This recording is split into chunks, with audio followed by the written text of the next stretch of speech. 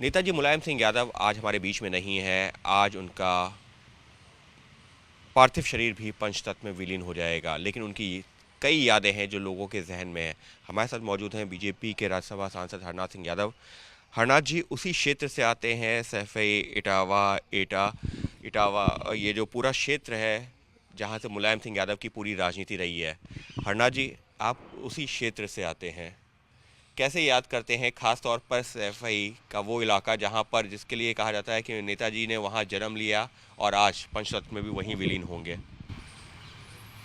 देखिए, सबसे पहले तो मैं नेताजी के निधन से जो सारा देश दुखी है, मैं भी दुखी हूँ, तो उनके प्रति विनम्र श्रद्धांजलि अर्पित करता हूँ।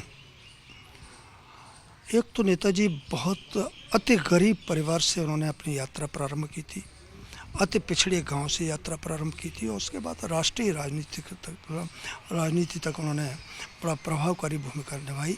उसका इस बात के लिए सभी लोग लोहा मानते हैं। वो धरती पुत्र क्यों कहलाए? वो एकदम ज़मीन से जुड़े हुए व्यक्ति थे। गांव, गरीब, किसान, मजदूर, युवा उनके एजेंडे में रहता था। अब उनके जीवन की एक छोटी सी घटना मैं आपको बताऊंगा। वो उत्तर प्रदेश के मुख्यमंत्री थे। सैफई से लखनऊ के लिए जैसे हेलीकॉप्टर ने उड़ान भरी, तो उन्होंने उसी समय देखा उड़ान शुरुआत होते ही कि एक व्यक्ति फटे हाल कपड़ों में, दाढ़ी बढ़ी हुई है, पैर में चप्पल नहीं, केवल आधी धोती पहने हुए है, शरीर पर कोई कपड़ा नहीं है। उस पर उनकी नज़र गई। उन्होंने हेलीकॉप्टर को फिर उतारा और कहा कि देखो, वो जो केवल धोती पहने खड़े हैं, जिनकी दाढ़ी बढ़ी हुई है, झुर्रियाँ पड़ी हुई हैं, उनको लिवा खिलाओ। उन्होंने नाम लेकर के कहा, तुम भूल गए हमारे, तुम्हें कक्षा 4 में 5 में पढ़ते थे तो हमारे आपके बीच में जो है कुश्ती मार होती थी, लड़ाई झगड़ा होता था, तू भी बहुत बदमाश था और ये हाल क्या बना रखा है? तो उसने कहा कि सर श्रीमान, हम तो गरीबी में दिन काट रहे हैं, रोटी भी नहीं मिलती है, रोजी भी नहीं। और अच्छा, बैठो हेलीकॉप्टर में बैठाला साथ में, उसी रूप में नंगे पैर, केवल धोती, आधी धोती बांधे हुए, तन पर कोई कपड़ा नहीं, झुर्रियाँ बड़ी हुई, बाल ऐसे ही सब, और बिठाल के ले गए और ले जा करके फिर उनके कपड़े वगैरह जो भी बनवाए और उस व्यक्ति को कहा कि तुम्हारे लड़का बच्चा के 2 लड़के, उन्होंने बुला लो दोनों लड़कों को नौकरी दे दी। अच्छा। अब कक्षा 3, 4, 5 में प्राथमिक विद्यालय में जो पढ़ता रहा हो, उसको पहचान लेना, तुरंत उसको बुला लेना, फटे हाल हेलीकॉप्टर में बिठाया, ये एक अद्भुत बात है। बिल्कुल।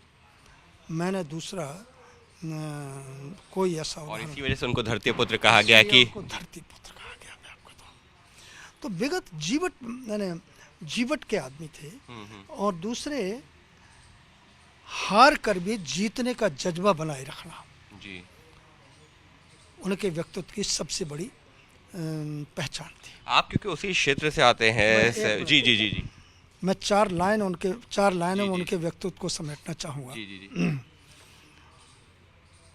चाहे जितनी बार हारूं, परंतु मैं हार नहीं मानूंगा। कितने हार नहीं मानूंगा, ये उनके जीवन का मंत्र था।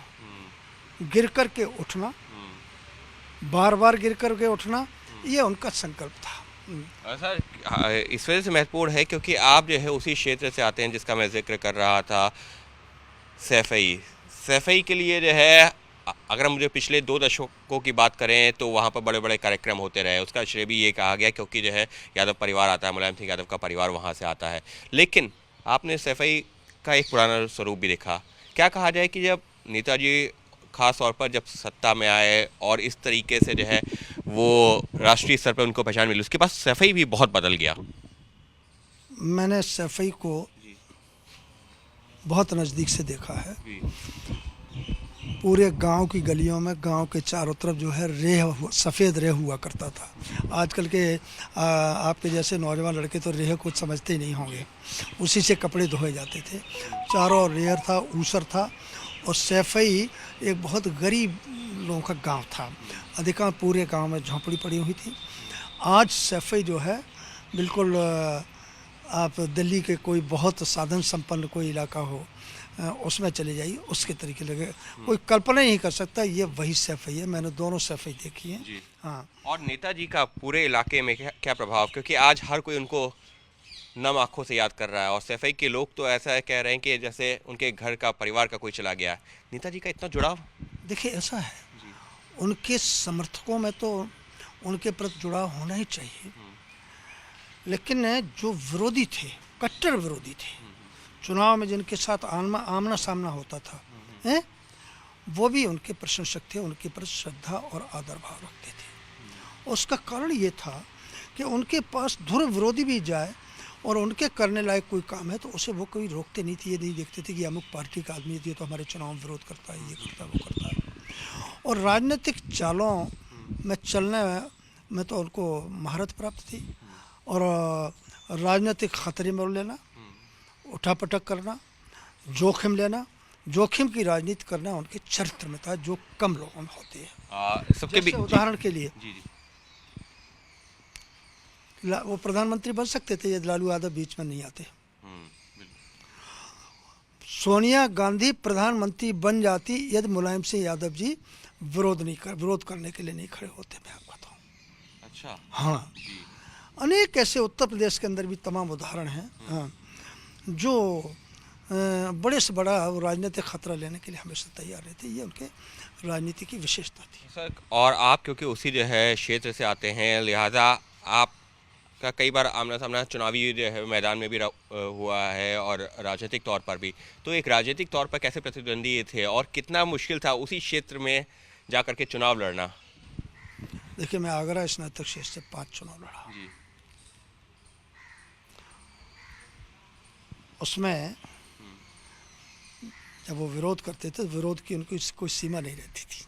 हाँ, प्रतिद्वंदी को, विरोधी कैंडिडेट को कैसे हराना है, कोई भी उसके लिए चालें चलनी पड़े, किसी प्रकार का कुछ भी करना पड़े, उसको हराने की कोशिश करते थे। ये बात अलग है, कभी सफलता मिली, कभी असफलता मिली। और वो हर चुनाव को लड़ते थे, छोटे बड़े चुनाव को।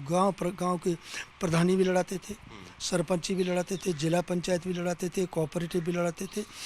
तो सामान्य तौर से अन्य दल इन चुनाव में कम रुचि लेते थे उस काल में। अब तो सभी रुचि लेने लगे हैं।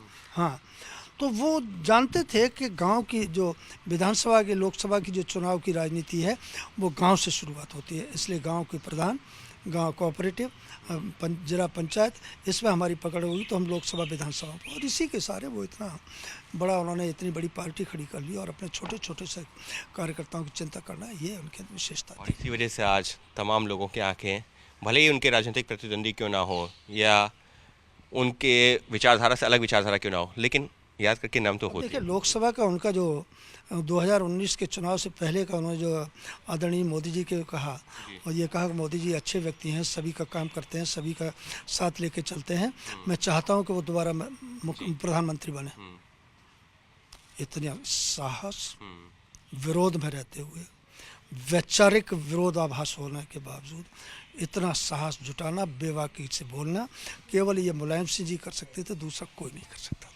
और यही वो खासियत है जिसकी वजह से नेताजी मुलायम सिंह यादव को धरतीपुत्र कहा जाता है। उनके लिए ये कहा जाता है वो किसी भी हालात में डरते नहीं थे। कोई भी फैसला अगर ले रहे हैं तो वो सोच समझ के लेते थे, और अगर वो फैसला जो है उसके ऊपर सवाल भी उठते थे तो वो उस पर अडिग रहते थे, उस फैसले पर। और यही वो खासियत है जो उनको धरतीपुत्र बनाती है, क्योंकि लोगों से कनेक्ट करना वो बखूबी जानते थे।